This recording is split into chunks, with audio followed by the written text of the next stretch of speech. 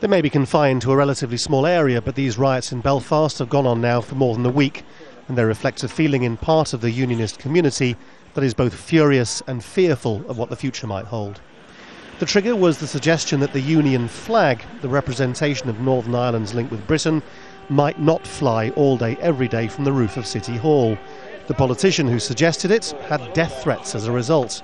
She's now called on the politicians in London to do something meaningful in response.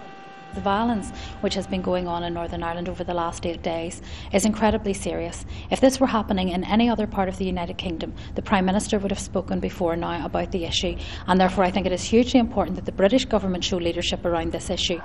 But the loyalist problems are much more significant than a row over a flag. Years of power sharing have led to a section of their community to fear that gradually, systematically, their power base is being undermined.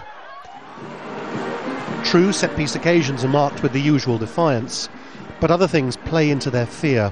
Catholics doing better in the jobs market than Protestants, demographic changes in the province, the suggestion that Scotland might withdraw from the United Kingdom, all add to their darkest nightmare, that Northern Ireland, one day, might no longer be British.